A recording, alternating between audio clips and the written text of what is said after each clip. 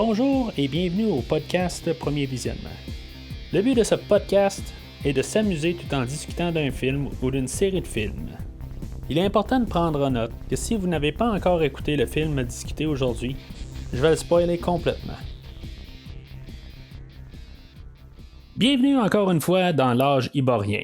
Aujourd'hui, nous parlons de Conan le Barbare, sorti en 2011 et réalisé par Marcus Nispel, avec Jason Momoa, Rachel Nichols, Stephen Lang, Rose McGowan et Ron Perlman. Je suis Mathieu et j'ai pas de nom de famille, c'est Mathieu seulement. Est-ce que j'ai besoin d'un autre nom, vraiment? Alors, nous voici enfin là, à la conclusion là, de la rétrospective là, que j'ai commencé là, il y a quelques semaines. On est à l'épisode 6 de la rétrospective là, que j'appelle l'univers de Conan. Ça a couvert quand même des films là, qui sont pas nécessairement reliés avec Conan, là, donc, comme la semaine passée, puisqu'on a parlé de Solomon Kane. Le film se passe dans le même univers, mais il n'y a pas de lien du tout avec Conan. On a plusieurs âges là, que l'auteur Robert E. Howard avait créé là, lorsqu'il a créé Conan. Il avait créé le personnage de Cole qui se passait là, plusieurs milliers d'années avant Conan. Puis il a créé aussi le personnage là, qui se passe plusieurs milliers d'années après Conan, Solomon Kane. Fait qu'on a parlé de ça, puis on a parlé de spin-off avec Sonia la Rouge ou le film de Kalidor. Fait qu'on a parlé tout de ça dans les dernières semaines, puis là, on conclut la rétrospective avec le film de Conan sorti en 2011. Avant de parler du film en soi, je vais vous parler juste un peu du podcast. Si vous êtes nouveau au podcast, je vous souhaite la bienvenue en premier. Deuxièmement, si vous voulez voir les archives du podcast, vous pouvez toujours aller sur premiervisionnement.com. Vous allez trouver, dans le fond, tout ce que j'ai fait là, auparavant. Il y a des fois que j'avais un invité, Christophe Lassens du podcast Fantastica. On est ensemble en train de pas mal faire toute la série là, des films de King Kong et de Godzilla. On les fait pas toutes, mais on fait juste comme survoler un peu, là, surtout les remakes, puis les films là, qui ont ressorti là, au travers des années. Puis graduellement, on s'en va là, vers le nouveau film là, de King Kong versus Godzilla, qui va éventuellement sortir. Aussi, vous pouvez suivre le Premier Visionnement sur Facebook ou Twitter. Je vais poster tous les futurs épisodes comme que j'ai fait là, depuis plusieurs années.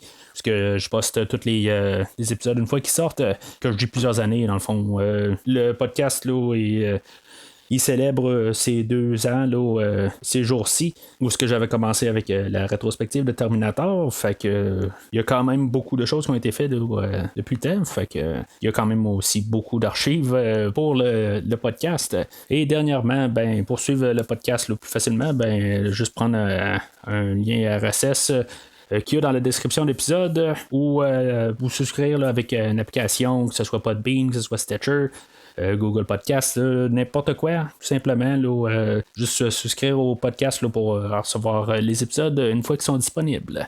Alors, en revenant à nos moutons, aujourd'hui, on parle du film de Conan, qui est un reboot et non un remake du film de 1982. C'est ceux qui portent les deux le même nom. C'est un choix là, qu'ils ont fait. Ils voulaient au début l'appeler Conan 3D ou Conan. Puis finalement, on a choisi de garder le même nom que du film de 82. Je sais pas si c'est un bon choix exactement. Là, je vais en parler un peu tantôt. Comme j'ai parlé dans un dernier podcast, on voulait faire d'autres films là, de Conan là, vers la fin des 90. Arnold Schwarzenegger, dont il voulait être impliqué. Lui, il voulait non. Plutôt, les producteurs voulaient approcher Arnold pour reprendre le rôle. Puis éventuellement, il n'a pas voulu reprendre le rôle. C'est pour ça qu'on a fait aussi là, comme le film de Cole. La Warner avait quand même continué à travailler là, pour faire un nouveau film de Conan. On avait rapproché aussi le réalisateur qui avait fait le film original aussi, il y a un bout qui était impliqué. On avait Robert Rodriguez aussi qui avait travaillé là, pour essayer de construire un autre film de Conan, qui a travaillé aussi sur un film là, de Sonia la Rouge. Toutes des choses qu'on devait avoir. Je vais en parler un peu tantôt pour Robert Rodriguez. puis Sonia Larouche. Éventuellement, à force de travailler sur le film, puis pas avoir de produit fini, ils ont perdu les droits là, pour faire le film, puis c'est Millennium qui a acquis les droits pour faire un film de Conan. Ça a quand même roulé. On parle de 2007, puis on l'a tout comme produit assez rapide, puis finalement, on a eu le film d'aujourd'hui. Là. Ils n'ont rien gardé là, du travail que Warner avait fait là, pendant plusieurs années. On a juste comme parti à neuf. On avait l'acteur Kellen Lutz qui a failli avoir le rôle, mais finalement, c'est Jason Momoa qui a eu le rôle. Momoa, qu'à l'époque, aujourd'hui, on va le connaître comme tête d'affiche, là, comme le personnage d'Aquaman. À cette époque-là, il avait fait plusieurs rôles quand même à la télé. Il était comme à ses débuts en tant que tête d'affiche. Il y avait plus des émissions de télé là, comme carrière, puis c'est pas mal là, son premier rôle principal qu'il a aujourd'hui.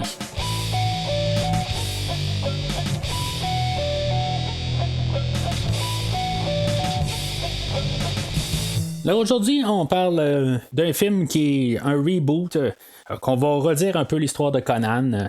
Ça va le faire en soi une histoire là, d'origine. Ça sera pas la même origine là, qu'on a eu en 82, puis ça sera pas exactement là, la version des livres, mais en tant que tel, l'histoire d'origine de Conan n'a pas vraiment été écrite. D'après ce que j'ai pu comprendre. Je vais dire quand même d'où ce que je viens, pour ceux qui n'ont pas écouté les 5 derniers épisodes. Auparavant, j'avais pas lu là, les œuvres là, de Robert E. Howard. J'avais pas lu aucun comic qui avait été écrit là, originalement, là, avant le premier film. C'est un personnage que je sais qu'il existait là, depuis 1930 environ. Puis dans les années 70, là, on l'a adapté en fait comique, là, puis ainsi de suite là, en 80. On a fait le film là, de 82, puis ainsi de suite. Moi, avant la rétrospective, j'avais juste vu la plupart des films qu'on parle aujourd'hui. Dans le fond, j'avais pas vu le film de la semaine passée. Mais en tant que tel, là, le film d'aujourd'hui puis les deux dernières semaines, c'est quasiment comme des premiers visionnements pour moi. Là, je me rappelais vraiment pas là, du film de Cole.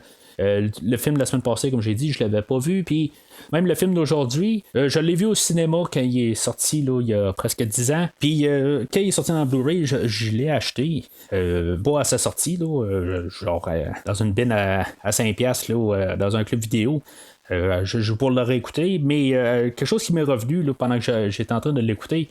Quand je voulais l'écouter, il y a une version 3D sur le Blu-ray, puis que ça faisait sauter mon lecteur, je sais pas pourquoi, là, mais ça faisait sauter mon lecteur. Fait que j'avais pas pu réécouter la feuille. Fait qu'en théorie, là, la première fois et la seule fois que j'avais vu le film, c'était pas mal au cinéma. Puis j'avais pas revisité le film là, par la suite. Fait qu'en même temps, ça fait tellement longtemps que le film, là, je me rappelais pas grand chose. À part que juste que Conan est né dans le champ de bataille au début, c'est pas mal la seule affaire que je me rappelais. Alors je rentre relativement là, nouveau là, dans le film d'aujourd'hui. Puis c'est sûr qu'à l'époque, j'avais juste vu les films avec Arnold. Fait que je n'étais pas très très familier là, avec les œuvres de Robert E. Howard. Différence avec aujourd'hui pour le podcast, où ce que j'essaie de quand même juste un peu me rentrer dans l'univers, là, comme j'ai dit. J'essaie de lire un peu des livres. Je les ai écoutés en format audio. J'ai rentré sur le podcast comme ça. J'ai lu quelques bandes dessinées aussi, juste pour m'embarquer dans l'univers. Ça me rend pas un expert, mais au moins, avoir un peu là, une idée là, de qu'est-ce qu'il y a ailleurs là, pour l'univers de Conan, puis de où est-ce que le personnage vient. C'est tout ce que je voulais, puis dans tout ce que j'ai vu ou entendu, j'ai pas vu d'histoire d'origine pour le personnage. C'est tout un peu ambigu, là, tout ce que je peux lire partout. Fait que on l'a un peu recréé l'histoire de 82, on l'a comme un peu modifié là, mais à la base c'est à peu près ça, d'après ce que je peux comprendre. Puis on l'adapte là, selon le format. De toute façon, c'est un film, c'est pas le même médium qu'un livre ou une bande dessinée. Fait que il faut adapter pour le médium, puis là, on va l'adapter là, en version film. Puis, comme je disais là, dans les autres podcasts, je vois de toute façon juger le film comme qu'il est, pas comme qu'il aurait dû être, là, puis selon l'œuvre qui a été écrite avant. Là. Cela dit, on va avoir une histoire d'origine, comme j'ai dit. L'idée est de repartir l'univers de Conan.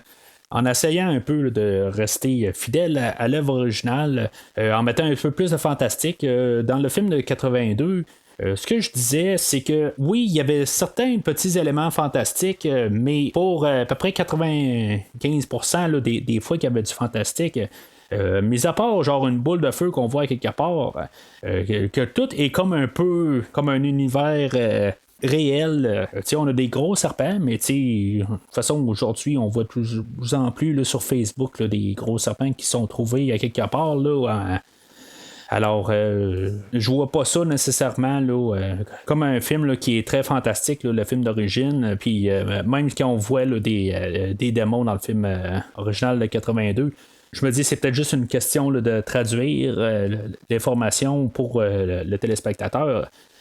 C'est pas vraiment basé là, avec de la magie. Comme que le film d'aujourd'hui est plus fantastique. On n'est pas à un extrême comme Le Seigneur des Anneaux, mais on essaie de trouver quand même le contrebalan puis pour essayer de distinguer son univers. Mais il faut pas oublier aussi que le film d'aujourd'hui, ils ont plus de budget puis les technologies ont beaucoup amélioré. Si on referait le film de 82 aujourd'hui, ben c'est sûr qu'on rajouterait plus d'affaires qui seraient fantastiques puis on s'arrangerait pour qu'il soit plus présente. Le film de 82, je pense que c'est aussi une question budgétaire, mais même l'histoire ne demandait pas d'avoir trop d'affaires fantastiques. Tandis que le film d'aujourd'hui, ben, vraiment, la base est faite là-dessus, sur ressusciter une ancienne sorcière, puis tous ces éléments-là. Là. Fait que c'est vraiment deux perspectives différentes. Puis en même temps, ben, ça distingue un peu là, les deux films. Les deux films qui vont porter le même nom. Je sais pas si c'était une bonne idée là, de garder le même nom, mais on va essayer là, de les distinguer, les deux.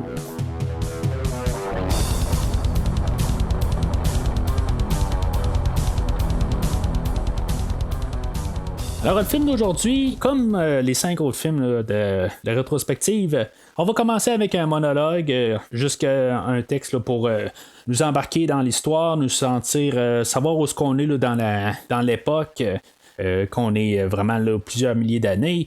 On a Morgan Freeman qui nous fait le monologue. Que si mettons on s'en remet en 1982, on avait Mako qui faisait le monologue, et puis finalement Mako, on le voyait plus tard dans le film là, comme le sorcier.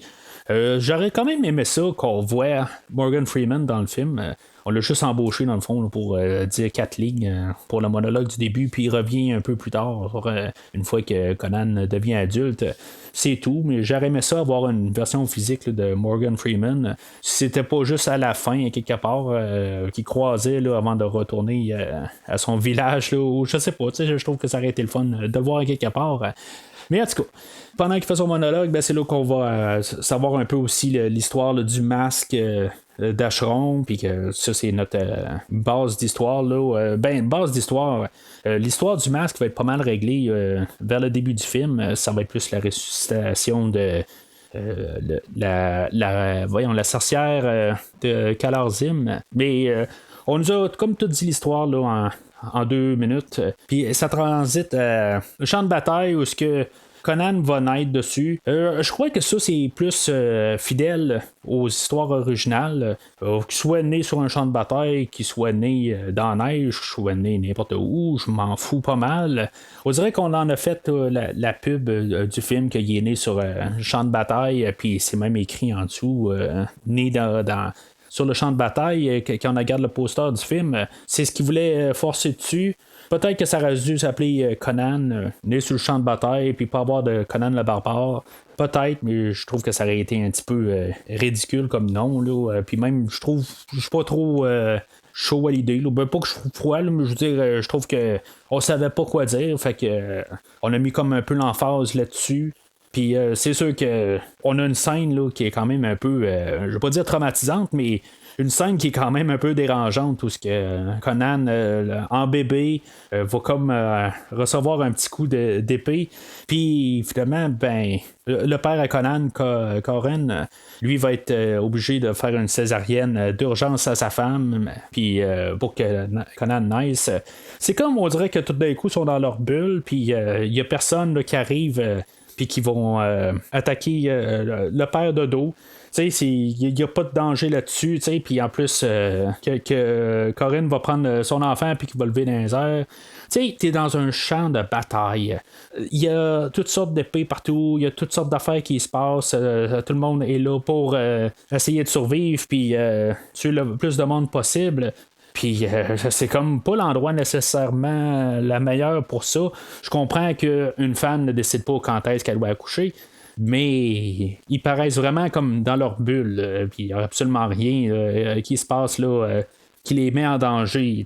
On sent quasiment là, qu'ils sont en sécurité parce qu'elle elle vient d'avoir un enfant. C'est sûr qu'on ne nous montre pas plus. On n'arrive pas, puis voir l'histoire après, qu'est-ce qui se passe après sa naissance. Là, on coupe tout de suite avec le nom du film. Comme j'ai dit tantôt, Conan le Barbare, je sais pas si c'est une bonne idée là, d'avoir le même nom. Je pense que j'aurais été d'accord avec juste Conan. C'est juste pour qu'on voit qu'il y a une différence avec le film de 82. Là, l'appeler Conan le Barbare, je le sais pas. Le nom a déjà été donné ou attribué à un autre film. Remettre le même nom, c'est manque de créativité à quelque part. Je comprends qu'ils veulent peut-être aller attirer les gens en disant hey, c'est peut-être un remake direct, mais c'est pas un remake direct. Il y a pas mal juste les prochaines scènes qui vont suivre qui vont rappeler beaucoup le film de 82. Mais à part de ça, le film ne ressemble à rien au film de 82. Alors, pourquoi avoir choisi le même nom? Ça reste pas mal, je pense, une grosse erreur du film. Fait qu'on saute quelques années où Conan est rendu peut-être à 10-12 ans, puis son père semble pas avoir vieilli d'un cheveu. Mais c'est comme le chef de la tribu ou chef du village à peu près, là, on ne sait pas exactement. C'est lui qui va avoir une partie là, du masque que Kalar Zim recherche. Je dis Kalar Zim, là, je vais l'appeler Zim pour le restant du film, ça va être pas mal plus simple. Avant d'arriver à Zim, puis sa fille Marik, on a Conan qui se fait envoyer là, avec plusieurs enfants du village comme en formation.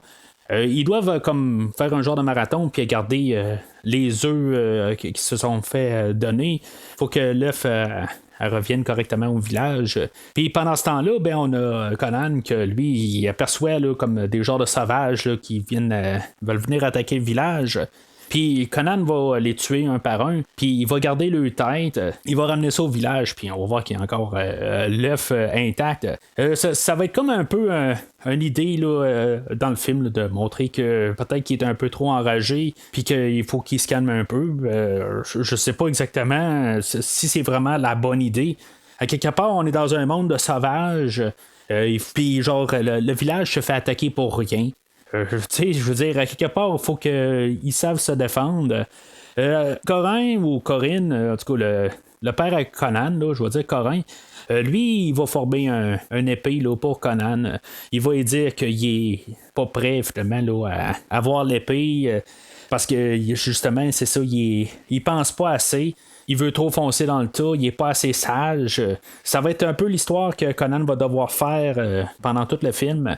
Je sais pas exactement là, comment que ça va aller, puis si on peut dire que l'histoire fait une belle job là, pour nous montrer que Conan va apprendre dans le fond de son père au courant du film. On va avoir une scène qui va rappeler beaucoup le générique du film original de 82. Ça va manquer la musique du film de 82 par contre. Aujourd'hui, on va avoir le compositeur Tyler Bates, que j'ai déjà parlé de lui là, quand j'ai fait la rétrospective là, de John Wick. Je pense aussi j'en ai parlé quand j'ai fait un des films d'X-Men, je pense que c'est Deadpool 2. Puis aussi, au tout début là, du podcast, là, quand j'ai découvert les films de Halloween, il faisait là, la trame sonore là, pour les deux films de Rob Zombie. C'est pas un auteur ou un compositeur que j'ai vraiment des problèmes avec. Il fait la job. Je peux pas dire que ça m'enthousiasme quand je vois son nom. Je sais que je vais avoir quelque chose qui va fuiter avec le film, mais j'aurai pas plus. Ce sera pas la trame sonore que je vais vouloir acheter par la suite. Je dirais que dans tout ce que j'ai couvert, la seule qui est comme un peu restée avec moi, là, ça va être la trame sonore de John Wick que je vais faire marcher encore un peu une fois de temps en temps. Puis ça fait au-dessus d'un an que j'ai couvert les films. Puis je veux dire, les trames sonores, je les aime bien. Puis le travail de Tyler Bates est quand même remarquable, mais c'est pas mal la seule fois où j'ai remarqué que cet auteur-là ou compositeur-là a fait une job super bien. Mais à part de ça, je trouve que c'est un auteur ou compositeur, je sais pas pourquoi je veux tout le temps dire auteur, mais il fait la job puis il sait ce qu'il fait. C'est tout simplement ça, mais il n'y a rien de remarquable généralement dans ce qu'il fait. Fait que c'est pas le compositeur qui me fait le attirer vers un film là, quand il y en a plein d'autres qu'une fois de temps en temps j'arrive et je dis ah oui mais c'est tel compositeur qui fait la musique du film puis des fois là, ça pourrait même des fois m'inciter à voir écouter le film. Tyler Bates c'est vraiment ni chaud ni froid pour moi. Fait que il forge une épée, puis c'est ça que la morale que son père Corin il veut passer à Conan, que tu peux forger une épée, mais si elle n'est pas bien faite, ben elle peut casser là, facilement. Il faut qu'elle soit souple, puis sinon ben elle va casser. Il va parler là, du mystère de l'épée. Puis, tu sais, c'est un peu l'idée du premier film de 82. Sauf qu'on n'en reparlera pas du tout là, du restant du film. C'est comme si on a fait un film, un clin d'œil au film de 82. Mais on continuera pas vraiment l'idée, là, à part à la fin. Là, fait, je sais pas si c'était vraiment une bonne idée là, de ramener ça. En tout cas. Fait que, comme j'ai dit tantôt, le village va se faire attaquer là, par Zim puis sa fille. Eux autres, ils vont vouloir ramasser le dernier bout du masque qu'ils ont réussi à aller chercher ailleurs. Là, on n'a pas vu ça. Pas comme si on veut voir ça, là, de toute façon. On a compris le principe. Fait que, comme dans le film de 82, ben, le village va se faire ramasser là, par Zim. Puis, dans le fond, son armée. Même si on va remarquer là, que le film, dans sa totale, essaie d'aller chercher quand même un ton assez sombre. Ben, tu sais, il va essayer là, de pas se gêner là, pour montrer là, des membres coupés, puis si maintenant il y a des têtes à couper, n'importe quoi, on va les voir. Il sera pas censuré dans sa violence, puis il n'y aura pas grand censure dans n'importe quoi, de toute façon. Je vais dire que l'attaque du village, vraiment, il rappelle vraiment le film de 82, puis je trouve que le fait que t'as pas la musique là, de Basil Poledouris, puis même le sens de danger qu'il y a dans le film de 82, je trouve que la scène elle tient pas vraiment là, au film de 82. C'est sûr que je veux pas tout le temps comparer le film de 82 avec le film d'aujourd'hui, mais en même temps, le film s'appelle Conan le Barbare avec le même nom. Fait que c'est ça qu'il demande à faire. Il demande à comparer. C'est sûr que, comme je dis, je veux pas en parler tout le long, de juste comparer.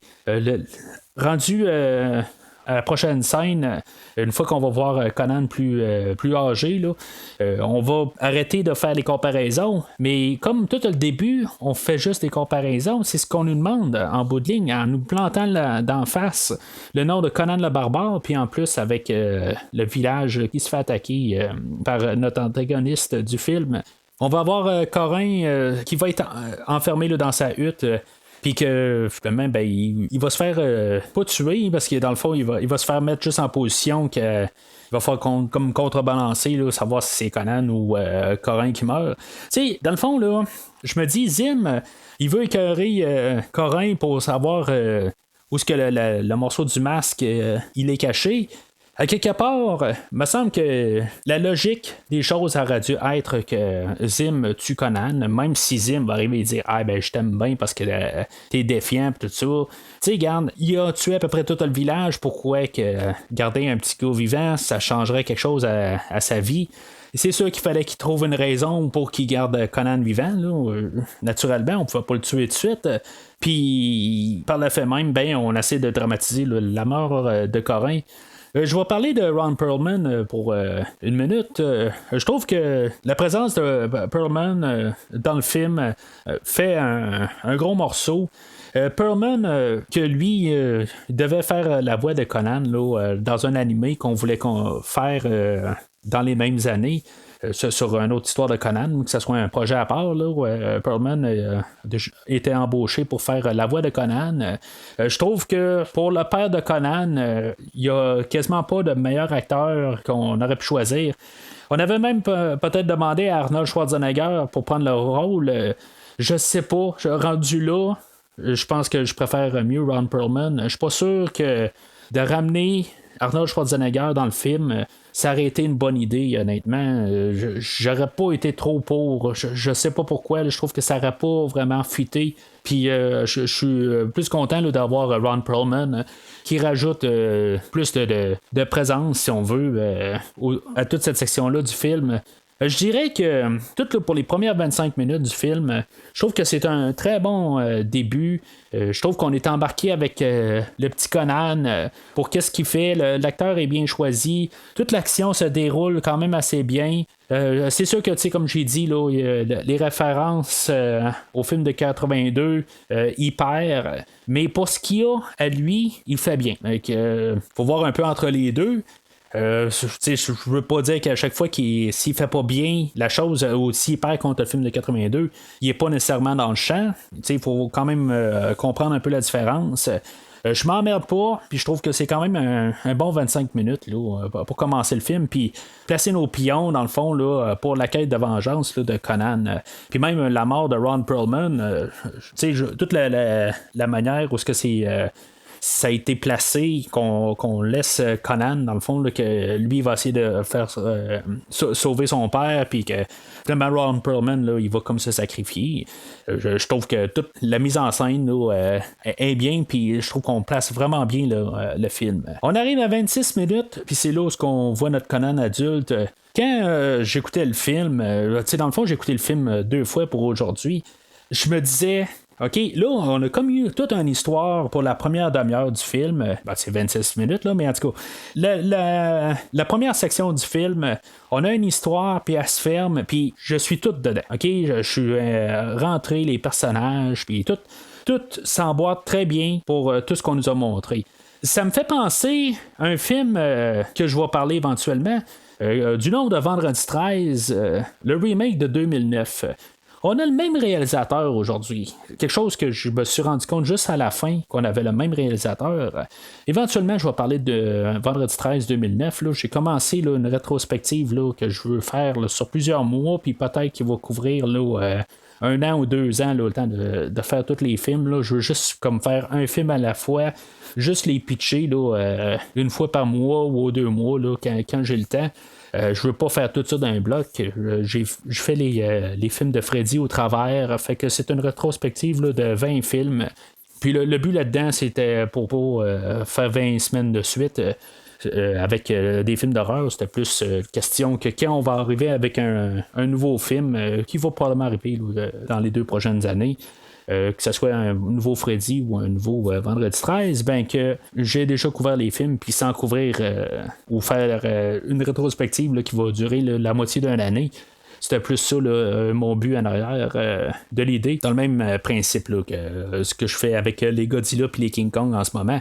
Mais en tout cas, revenant au film d'aujourd'hui, c'est la même affaire. On a comme la première... le premier 20 minutes, 25 minutes, qu'on a une histoire au début, puis après ça, on vire dans un autre film où on refait le film à sa longueur pour faire 90 minutes. Ça, c'est le film de Vendredi 13. Marcus Nispel qui sortait de faire Vendredi 13, ben il va nous faire la même affaire un peu là, dans le film d'aujourd'hui. Je garde mes pensées là, pour Vendredi 13 quand je vais le couvrir. Mais c'est le même pattern. On est tout investi dans des personnages pendant 25 minutes. Puis là, ben, il faut tout réapprendre, rembarquer dans comme un nouvel univers par la suite. Puis on n'a quasiment pas de lien avec le premier 25 minutes pendant un bon bout. Là, on est rendu au bout où ce qu'on doit comparer Jason Momoa et Arnold Schwarzenegger. OK, je vais régler ça. OK, personne ne va remplacer Arnold dans le rôle. OK, pour moi, c'est ça. C'est sûr que Arnold est arrivé avant. OK, c'est tout simplement ça. Est-ce que Momoa, quand même, peut bien continuer le rôle? Je vais dire... Momoa, ce qu'il y a pour lui, c'est qu'il y a le look. OK? Je vais dire qu'il ressemble plus à un Conan. Si on le prend là, dans ce qui est écrit ou qu'est-ce qui est en fait comique, visuellement, il va ressembler plus à Conan. Mais le problème, c'est que Momoa, c'est l'acteur. Je pense que l'acteur n'est pas, soit il n'y a pas de charisme, ou il n'est pas assez barbare. Il y a quelque chose qui marche pas en fait là, d'acteur. Pas qu'Arnold est un bon acteur, j'en ai parlé en 82. Le moins qu'il parlait, mieux que c'était Momoa va parler trop, puis il va être trop à l'aise, puis je pense qu'il va essayer de trop charmer. Puis je pense que ça va jouer contre ultimement là, le film. Puis que le personnage qu'on va embarquer dedans avec Conan, je pense que ça va avoir de la misère à cliquer avec moi par la suite. Quand on avait le petit Conan au début du film, il y avait un côté sauvage que je trouvais qu'on a retrouvé là, avec le film de 82. Momoa, il part dans une autre direction. Puis je le sens pas connecté avec le début du film. Puis je vais avoir de la misère tout le long du film à rembarquer avec le personnage de Conan. J'enlève rien à Momoa. Je veux juste être clair. Le gars, il essaie de faire sa job, puis il essaie de se différencier d'Arnold Schwarzenegger. C'est juste que le petit Conan qu'on a vu au début, je trouve qu'il faisait une meilleure job. Puis j'aurais vu quasiment le film continuer avec le jeune Conan qu'on a vu au début que Momoa. Que moi, c'est ma perspective de la chose. Puis j'étais beaucoup plus embarqué au début que pas mal tout ce qu'on va avoir par la suite. Je mets déjà ça sur la table. Est-ce que le film, je vais pouvoir l'endosser à la fin? Je vais en reparler tantôt. Mais le début, il était vraiment bon. Puis là, tout d'un coup, là, on ne réussira jamais à la rechercher. Là, le pic qu'on avait là, dans les 25 premières minutes. La scène d'intro, dans le fond, on va voir Conan qui, comme genre, full plus d'années plus tard, il a été pirate. Puis il est toujours quand même dans sa quête de vengeance, mais j'ai l'impression qu'il n'est pas à 100% dédié à sa quête de vengeance. Il a l'air d'être plus dédié à avoir du fun, puis une fois de temps en temps, hey, c'est vrai, il faut que je venge mon village. On dirait que c'est ça qui passe dans la tête. Tandis que dans le 82, Arnold, il était vraiment avec des œillères. Une fois qu'il avait recommencé, il y avait comme un bout où qu'on parlait plus de ça du tout, là, sa quête de vengeance, puis tout d'un coup, aussitôt que Conan revenait puis il disait regarde, je suis là-dessus, ben on dirait qu'il y avait vraiment des œillères là-dessus. Ce Conan-là n'a pas de l'air à vouloir ça comme idée principale. Ça a l'air d'être juste plusieurs affaires parmi tant d'autres qu'il veut faire. Là, ils vont libérer des esclaves, puis on va connaître son ami Artus. Qui n'aura pas grand rôle dans le film. Ça va être lui qui va parler pour Conan, là, pour nous dire qui est Conan. Il va parler à des gens pour parler de Conan. Plus tard, quand il va parler à Tamara, ben, ça va être lui qui va parler pour les émotions à Conan. Mais j'ai toujours l'impression que Conan pourrait parler pour lui-même. Tandis que la version avec Schwarzenegger, on avait vraiment besoin de Subotai pour parler pour Arnold. Là, on a créé un personnage qui a une belle chimie avec Jason Momoa. Oui, la chimie est correcte, mais je sens juste que ce Conan-là est capable de parler, puis il est capable de sortir ses émotions. Il y a une affaire là, qui est déconnectée avec le personnage, puis qui fait que j'ai de la misère embarquée avec comme Conan. En tout cas, je vais arrêter d'en parler en négatif. Là, il y a quand même encore des belles choses à venir. Là. Il va y avoir Conan, c'est ça, ils vont libérer des esclaves. Et puis une fois Artus, une fois qu'ils vont être à la taverne après puis en train de s'amuser, Artus il va dire des choses que Conan a fait là, dans sa vie, comme qu'il est allé chercher le cœur de l'éléphant, puis il a combattu le sorcier Yara. Des choses que on avait eu une référence en 82 à l'histoire de l'éléphant, là, comme j'en ai parlé, mais en tout cas, je ne vais pas reparler de 82. Je me dis juste, la tour de l'éléphant, c'est une histoire qui est écrite là, par Robert E. Howard. Là, on est en train de nous dire qu'on a eu l'origine de Conan. Après ça, il s'est passé plein d'affaires à Conan. Puis après ça, ben, on retrouve notre Conan. Là, en même temps, on veut nous donner une histoire d'origine. Je me dis, pourquoi qu'on ne voit pas la première chose à Conan, sa première mission, sa première aventure? Par la suite, quand on fera Conan 2, on sautera à dire qu'il a fait des affaires, d'autres aventures qu'on n'a pas vues, puis on nommera tout ce qu'on veut là, dans l'univers de Robert E. Howard. Il me semble que ce serait la meilleure manière de procéder. Là, c'est comme si on voit Conan à ses débuts. Il y a eu comme tout quelque chose qui s'est passé dans sa vie. Il y a eu vraiment du vécu. Puis là, ben, on va le chercher, ben, pas à sa fin, parce qu'il n'est pas roi. Puis je ne sais même pas si ce Conan-là va devenir roi, là. Mais on va le chercher beaucoup plus tard. Puis il me semble qu'on a manqué un bloc. Puis je trouve que ça aurait été quelque chose qui aurait été le fun à voir, puis voir toute cette montée-là. Là, Conan, il y a des amis, il y a plein de monde qui sont prêts à se battre avec lui.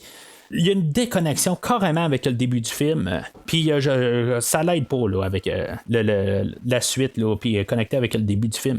Pendant qu'ils sont à la taverne, il va y avoir un capitaine sans nez là, qui va rentrer. Là, c'était le personnage de Lucius qu'on avait vu. Quand Conan était jeune, puis que Conan il avait coupé le nez, puis finalement, ben, Conan.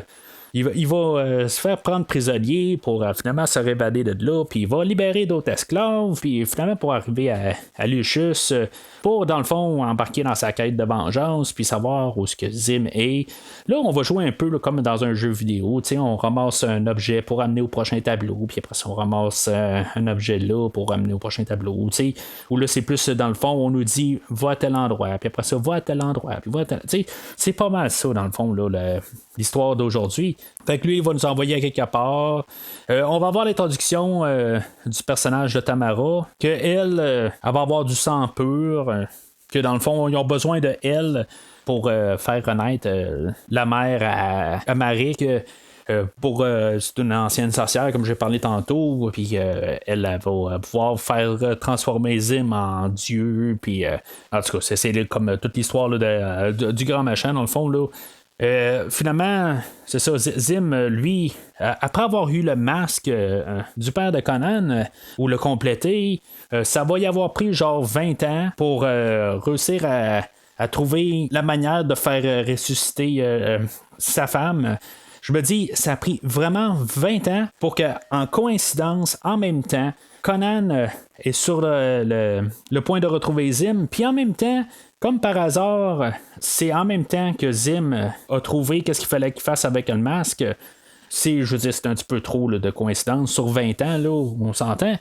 Pendant que Zim est en train d'attaquer, ben Tamara, elle se sauve du village, puis ça tombe que Conan, il se promenait là, dans les bois, il est en train de se diriger pour aller trouver Zim au village ou le monastère de Shapur, où ce que Tamara était, puis comme par hasard, il va tomber là, sur la caravane où ce que elle se sauve. Tu sais, on a un peu de comédie dans le fond là, dans toute cette scène-là, un peu là, dans leur rencontre. Puis c'est correct, là. Je suis pas en train de dire que c'est mal, là. Il faut quelque part aussi un peu décompresser. C'est juste un peu drôle, bah, ça fait plus sourire, là. J'ai jamais vraiment ri là, explicitement. Là. On va avoir comme une attaque à cheval. Ça a l'air qu'à Momoa, il y a une paire bleue des chevals, mais, ou des chevaux. Mais en tout cas, fait que, on a un combat qui est quand même assez bien chorégraphié là, pour ces coins-là. Faut dire que quand même, là, les chorégraphies, puis toutes les scènes de combat là, dans tout le film là, sont vraiment bien faits. C'est le gars de John Wick qui s'occupait beaucoup là, de ces sections-là là, de l'action. David Leitch, puis j'aurais rien à dire là, du tout là, contre les scènes d'action. Ils sont peut-être un peu trop grandioses pour le genre de film, mais c'est un film qui veut quand même assez grandiose. Puis quand on le compare dans le fond aux 5 derniers films, il y a des grosses explosions un peu partout, puis ça jure un petit peu avec ce qu'on a déjà vu, mais en tout cas, c'est l'esthétique qu'on a voulu avoir d'aujourd'hui, puis j'ai absolument rien à dire point de vue visuel, puis en fait là, de chorégraphie combat. On a fait pas mal ce qu'on pouvait faire de mieux là, selon les scènes d'action appropriées. J'ai absolument rien à dire. Ce que j'ai par contre à dire, c'est, comme je disais, j'étais pas sur Momoa, j'enlève à rien, puis sur Conan, en tout cas, j'ai parlé déjà de ce que je pense de lui là, pour Conan. Il y a Tamara aussi que je trouve qu'elle connecte pas avec Momoa. C'est plate, là, mais les deux personnages, là, elle les voyait pas sortir ensemble ou voir d'affinité ensemble, puis je le vois pas du tout non plus. Je suis d'accord avec elle, puis pourquoi qu'on a choisi elle? je vois pas là, la chimie entre ces deux acteurs-là. Puis même le point de vue histoire, je pense qu'on nous donne pas assez de temps pour les connaître ensemble. On nous les pitch ensemble, puis aussitôt qu'on commence à avoir peut-être un peu là, de chimie qui se développe, on va pitcher une scène d'action, puis on va supposer que Conan, puisque c'est le bon du film, il va penser la bonne chose pour notre Tamara, mais je le vois pas qu'il va s'attacher à elle. C'est ça le problème. Même plus tard, où que Artus il va dire je pense qu'il t'aime, il va dire ça à Tamara, mais je le vois pas. Je suis bien désolé, mais je ne le vois pas. Puis c'est un autre poids qui va contre le film. Mais heureusement, ça sera pas éternel. On va sauter assez rapidement là, dans une scène d'action. Il y a le personnage de Remo qu'ils ont capturé ensemble, puis que finalement, ils vont le renvoyer avec un message à Zim pour lui dire que si maintenant ils veulent Tamara, il faut qu'ils aillent se rencontrer à tel endroit, puis ils vont se rencontrer assez rapidement. On va avoir comme un genre de combat surnaturel où ce qu'on va avoir là, des personnages, des hommes des sables, puis c'est pas les mêmes que dans Star Wars. Ils sont comme construits de sable, ils vont sortir de même. C'est un autre combat qui est quand même assez bien fait, là, les chorégraphies. C'est le fun à voir. On va avoir notre premier combat entre Zim et Conan. Ça va être un combat où Conan va perdre. Ça va être un peu triché dans le fond parce que Marik, elle va lancer genre une épée empoisonnée envers Conan. Puis il va être empoisonné puis il pourra pas finir le combat. Mais tu sais, on peut déjà comprendre que Conan il est de taille à se battre contre Zim. Puis probablement que si mettons le combat aurait pu continuer, probablement qu'il y aurait eu la tête à Zim. C'est sûr que je trouve plate déjà en partant. On comprend que Conan est déjà de taille pour se battre avec Zim. Peut-être que justement, si mettons on aurait eu un lien avec le début, peut-être qu'on aurait pu voir qu'on pourrait avoir un apprentissage à Conan. Là, on a une tricherie du côté de Zim qui fait que Conan n'est pas capable de continuer le combat, puis qu'ils doivent se sauver. C'est ça que je trouve plate. Il n'y a pas de connexion avec ce que Corin avait dit à Conan au début du film. Il a dit qu'il faut que tu apprennes à te battre, mais utiliser ta tête, pas juste ton épée, puis juste foncer dans le tas. J'ai écouté, quand au deuxième visionnement là, pour aujourd'hui, j'ai écouté avec le commentaire du réalisateur. Vers la fin, là, c'est ça qu'il voulait faire, quand même avoir un lien avec le début du film. Mais il faut quand même pas penser juste à la fin du film. Il faut voir le personnage, comment il grandit au milieu du film. Mais là, on a juste un scénario que il va rencontrer sa flamme ou son amour, ou en tout cas, on peut l'appeler n'importe comment. Là. Il va la rencontrer pendant le film, puis ça va être ça qu'on va focusser tout le long du film, puis sa quête de vengeance. Mais le personnage de Conan, il va jamais vraiment évoluer du début à la fin. On va juste nous le dire, ou essayer de nous le montrer qu'il y a une évolution entre le début et la fin. Mais tout le centre, il n'y a rien qui se passe. Fait qu'ils vont se sauver en bateau, puis comme j'ai dit, Artus, il va dire à Tamara que je pense que Conan il t'aime. Moi, je suis vraiment certain qu'il l'aime pas, là. En tout cas, j'en parlerai plus en bout de ligne, là. Je n'ai assez parlé. Conan va partir tout seul pour aller confronter encore Zim. Puis Tamara va le rejoindre. Artus, il va dire que il va comme trouver une raison bidon là, de dire regarde, va t'amuser avec, puis après ça, reviens là, pour l'aube, puis après ça, on va partir. T'sais. Fait que elle va aller rejoindre Conan, puis ils vont faire l'amour, puis elle sera plus pure dans le fond. Puis avant qu'elle revienne, elle va se faire kidnapper par Zim, comme genre dans le nulle part. Ça servait vraiment, je pense, juste à préparer le personnage pour dire qu'en théorie, ils sont tombés en amour. Mais je m'excuse, là, je ne l'ai pas vu. Puis, pour aucune raison, dans le fond, on a décidé qu'on faisait un raccourci. Puis Tamara, dans le nulle part, elle se faisait kidnapper.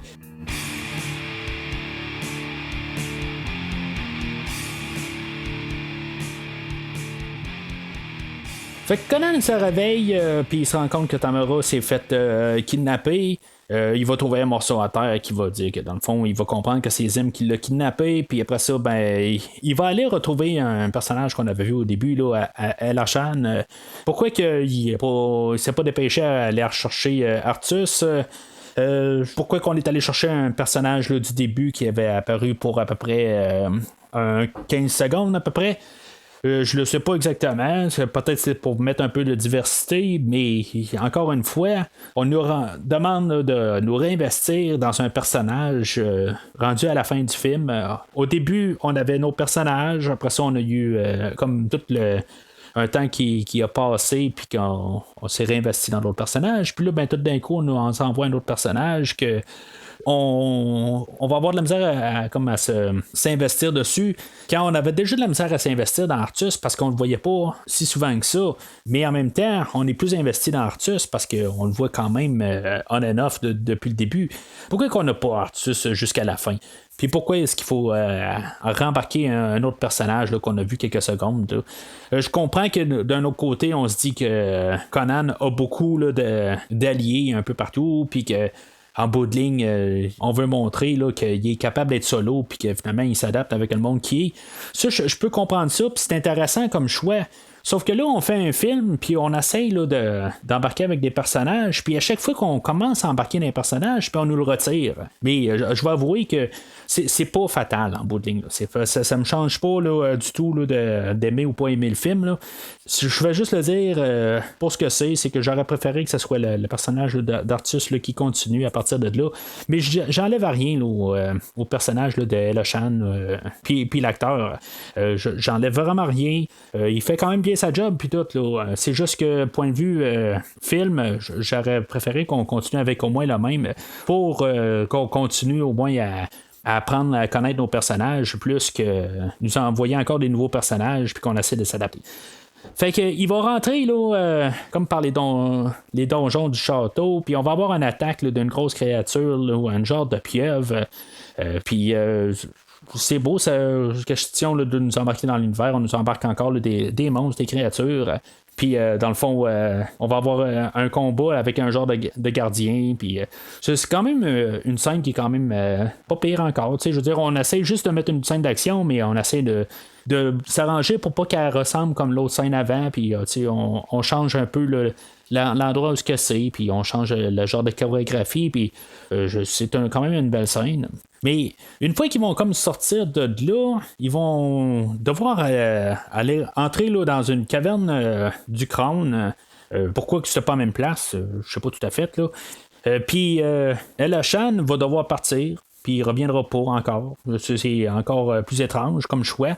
Peut-être que si ça aurait été Artus, ben on s'aurait dit, ben là, il a comme pas le choix de continuer rendu là. Il est rendu trop comme à la fin, là, pourquoi il va virer le bord.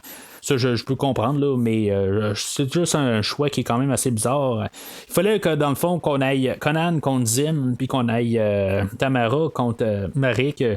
On pouvait pas avoir un personnage de plus là, pour la finale. Puis on va remarquer dans le fond là, que Zim il est comme genre tout seul en bout de ligne. Là. C'est vraiment juste comme nos 4 personnages qui sont là pour la finale. Quand même un choix stupide pour quelqu'un qui veut être sûr que tout fonctionne. Finalement, il va juste comme être lui et sa fille à faire son rituel. C'est sûr que Conan va se déguiser en moine, là, mais tu sais, tout ce monde-là vont disparaître assez rapide. Là, c'était peut-être pas la meilleure garde rapprochée qu'il y avait. Là. Fait que je vais juste finir un peu. Je vais parler un peu là, du méchant puis de sa fille. Je trouve qu'on a quand même deux bons méchants, par contre. Je parle de Conan puis je parle de Tamara, mais de l'autre côté, je trouve que Marik, comme personnage, est bien intéressante. Sans dire qu'elle vole le show, je trouve que, je veux dire, c'est une des choses marquantes du film. Puis son père, le grand machin, dans le fond, Zim, il est comme quasiment comparé directement à Thor Sodom du film de 82. Si on veut, c'est lui qui va comme tuer son père. Puis qui va être comme représenter vraiment là, le grand méchant du film. Je trouve que il est très caricatural, mais regarde, c'est un film de bataille, d'épée puis de barbarie. OK, c'est correct qu'on ait un méchant qui est capable de se battre, mais je trouve qu'il y a comme pas vraiment là, de choses qui vont le démarquer là, d'un autre méchant. Je trouve qu'il est très drabe au final. Là. Il y a des méchants là, dans plusieurs autres films là, qui vont être plus mémorables. Là, je trouve que lui, il n'y a absolument rien là, qui va faire que je vais me rappeler de lui plus qu'un autre. Mais le personnage là, de Marik, sa fille, je trouve qu'on avait quelque chose là.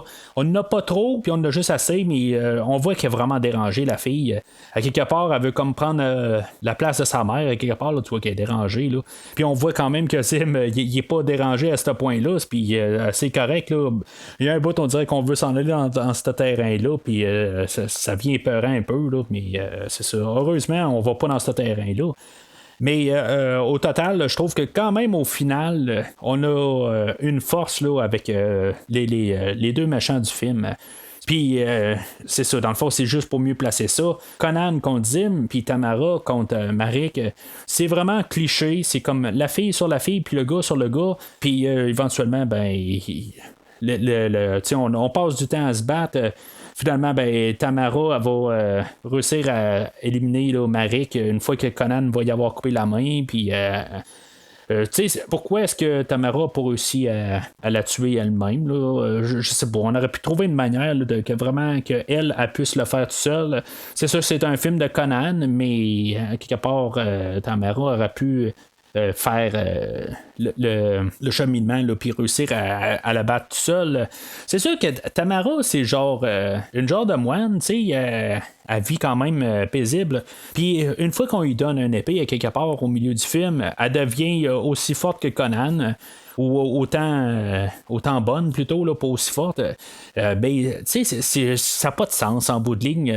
Tu sais, il y a du monde qui ont plus d'expérience en fait de combat, puis qu'elle est capable là, de les battre. Là.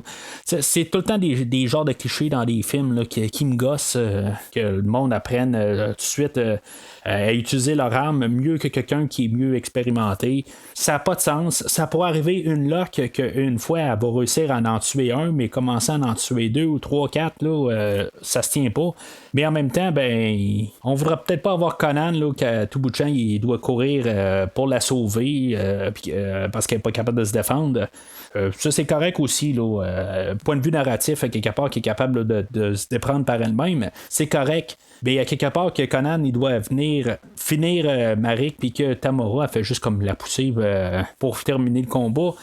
Il y aurait pu avoir une meilleure manière de s'arranger que Tamara elle a pris le dessus sur Marik.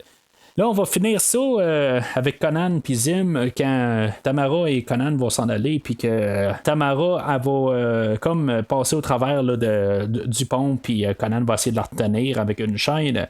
Ça va faire un parallèle avec le début. Puis en même temps, Conan, au lieu de faire une attaque directe avec Zim, il va faire lâcher le sol. Ça fait un parallèle avec le début du film, puis même avec les choses que Zim va dire à Conan, ça va faire un parallèle avec le début. On a beaucoup de parallèles avec le début. Mais comme j'ai dit, on n'a pas eu de lien avec le film pour dire que Conan a changé d'avis. C'est comme s'il y a eu le début puis il y a eu la fin. On fait un parallèle avec... Mais Conan, la seule affaire qui va dans sa tête, qui se dit OK, ça n'a pas marché au début, on va faire juste l'autre côté, on n'est pas allé à gauche, on va aller à droite, ce coup-là, tu sais. Il n'y a pas eu d'apprentissage. Là. Si maintenant ça aurait été ça, on l'aurait revu un peu plus tard dans le film, on aurait vu que Conan a grandi comme personnage.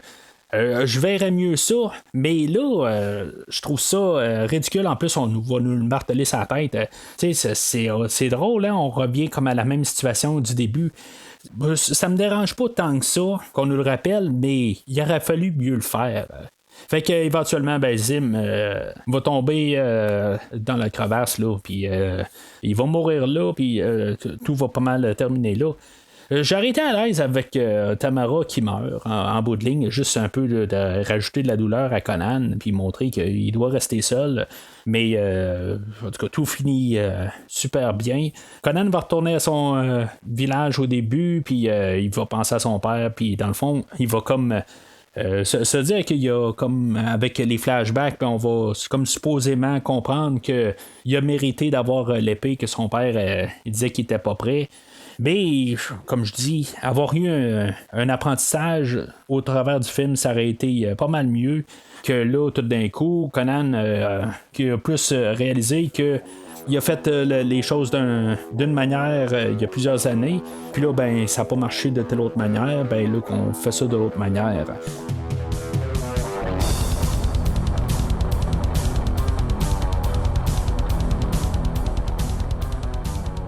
Alors, en conclusion, c'est sûr que pendant tout le film, là, j'ai quand même pas trop dit de belles choses sur le film, surtout sur la prestation là, de Conan ou le choix là, de l'acteur.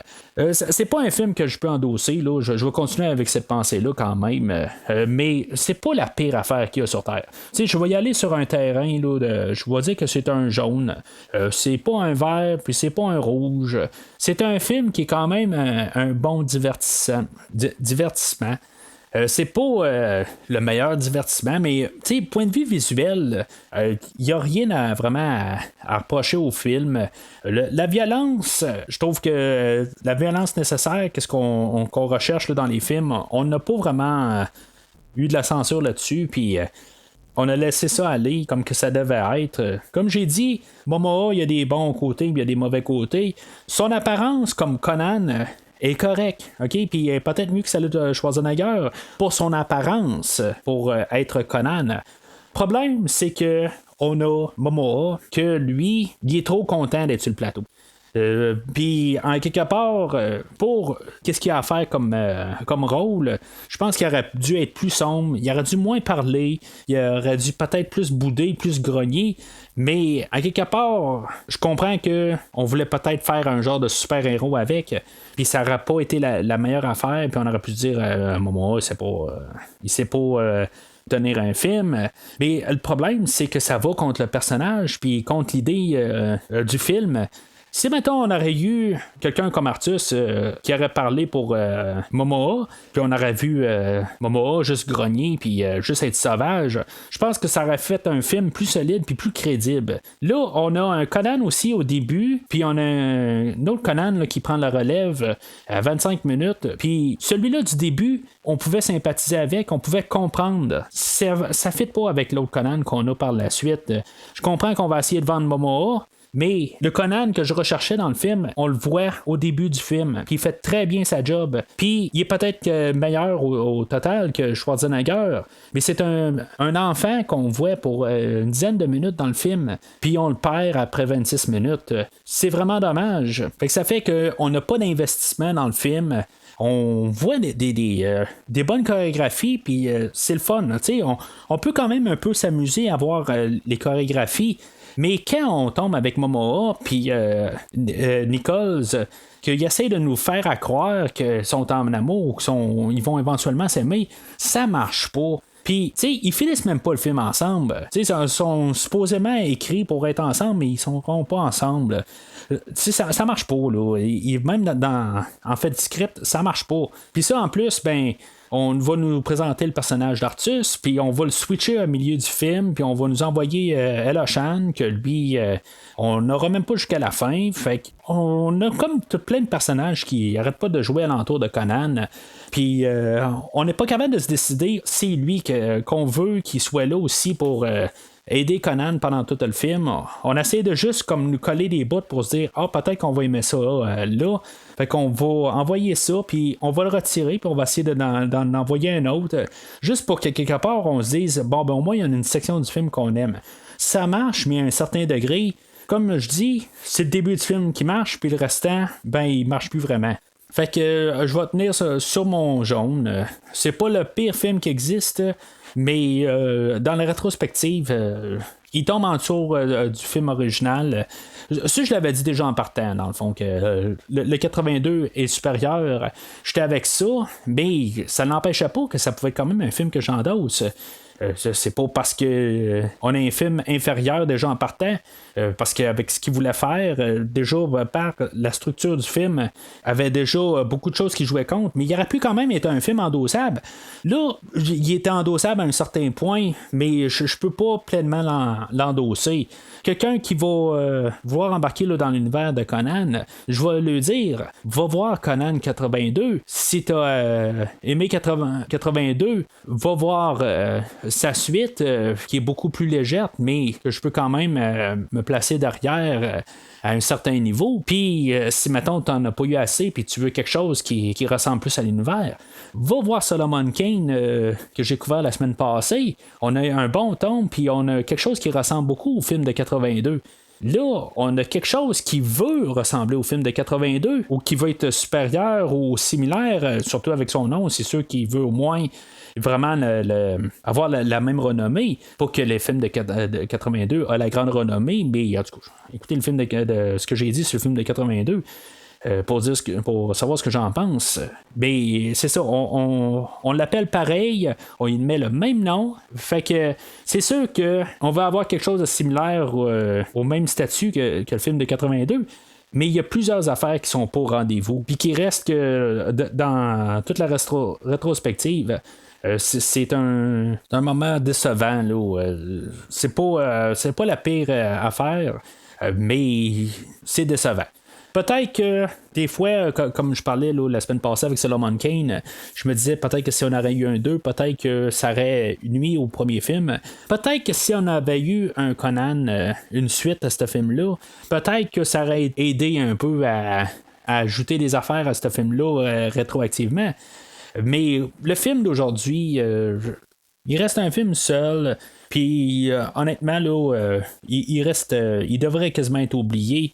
Il est pas mauvais comme film de Conan, mais il aurait pu être tellement plus qu'est-ce qu'il est au final. Dans les années suivantes, on devait sortir un film là, de Sonia la Rouge. Le fait que ce film-là n'a pas fait d'argent, dans le fond, là, il a vraiment là, écrasé au box-office. Puis ça a tout détruit, là, dans le fond, là, le plan là, de continuer là, cet univers de Conan. C'est sûr que je vais mettre ça au pied là, du réalisateur, puis de Jason Momoa. C'est vraiment plate. Mais j'ai pas le choix de mettre ça à leur pied et leur dire que votre affaire ne marche pas. J'ai rien contre Momoa personnellement. Un jour, je vais probablement parler d'Aquaman, puis il me semble que j'ai des bonnes choses à dire sur le personnage. Mais Conan aujourd'hui, il est bien décevant. Puis pourtant, en fait d'acteur, on s'entend qu'on a Arnold Schwarzenegger, puis on n'a pas grand-chose à combattre comme acteur, mais c'est le rôle à Arnold Schwarzenegger, c'est ce qu'il a mis sur la map, puis peut-être que lui était trop bien fait pour ça. Je pense pas que j'embarque nécessairement la nostalgie sur Arnold puis le film de 82 en disant là, ma critique. J'essaie d'y aller le plus transparent possible. Puis il y a des choses là, que Momoa il aurait pu juste changer, ou le réalisateur aurait pu juste comme s'arranger pour que Momoa ait juste des petites nuances dedans, qui aurait fait que le film aurait été totalement différent, puis le film aurait été beaucoup plus constant, puis beaucoup plus solide. Mais ultimement, là, ça tombe en morceaux. On a Arnold là, que pendant plusieurs années, il voulait revenir en Conan pour faire une suite directe du premier film. C'est un projet qui est tombé à l'eau. On en parle peut-être encore à ce jour, que peut-être qu'on ferait une mini-série. Qu'il reprendrait le rôle en tant que roi, puis on aurait comme une suite du premier film. C'est une idée là, que je suis en arrière, que j'aimerais bien revoir Arnold terminer son rôle, mais à l'instant même, où on se parle là, en été 2020, il n'y a pas de plan là, pour un film là, qui va se passer là, dans l'âge iborien ou dans un film de Solomon Kane ou dans l'univers de Cole. On a tout est au point mort. ça peut probablement prendre encore plusieurs années avant qu'on voit là, quelque chose là, qui va revenir là, de cet univers-là. Puis honnêtement, j'aimerais bien revoir un nouveau film de Conan, mais il est bien possible là, que ça prenne vraiment plusieurs années. Éventuellement, ça va arriver, mais ça pourrait prendre encore une dizaine d'années. Là, le temps là, que on enlève le film d'aujourd'hui, là, qu'on le sorte là, de nos pensées puis qu'on l'oublie. Mais le temps que ça arrive, ben aussi, là, Arnold commence à se faire vieux aussi. Fait que je sais pas si on va pouvoir revenir vraiment là, à un Conan le barbare là, de 82 puis faire une suite de ce film-là, ou qu'on va revoir un nouveau film de Conan éventuellement. Alors c'est pas mal tout là, pour cette rétrospective-là. J'espère que vous êtes amusés à voir qu'on parle là, de les 6 films. J'espère que vous les avez écoutés en même temps. C'est toujours plus le fun qu'on puisse savoir de quoi qu'on parle quand on parle d'un film. Si vous êtes d'accord avec moi ou pas, ben n'hésitez pas à me laisser un commentaire, peu importe où est-ce que vous trouvez le podcast. Normalement, si vous faites un commentaire, ben je devrais le recevoir dans mes choses, fait que je devrais être capable de vous répondre. Bien curieux de savoir si, mettons, vous êtes d'accord avec moi là, pour le film de Conan d'aujourd'hui. Est-ce que Momoa est aussi pas bon ou du coup, s'il est vraiment inférieur à Arnold? Donnez vos opinions, vos points là-dessus. C'est toujours le fun d'en discuter. Ou le fait que j'ai endossé les 2 films qui ont commencé la rétrospective, puis que j'ai parlé aussi là, de Solomon Kane, qui sont les 3 endossables. Le film d'aujourd'hui, c'est le seul que j'ai donné un jaune, puis Calidor et le film de Cole, c'est des rouges solides. Êtes-vous d'accord avec moi? N'hésitez pas à me commenter. Plus on en parle, plus c'est le fun. Alors, par Chrome, si vous n'êtes pas là la semaine prochaine, que le diable vous emporte.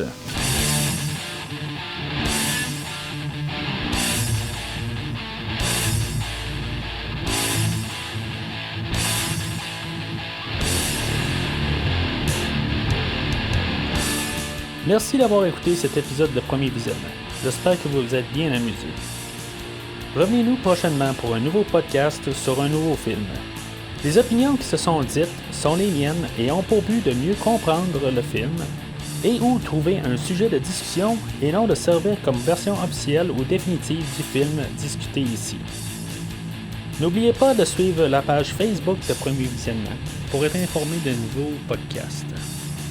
Vous pouvez écouter Premier Visionnement sur plusieurs plateformes, dont Spotify, YouTube et Stitcher.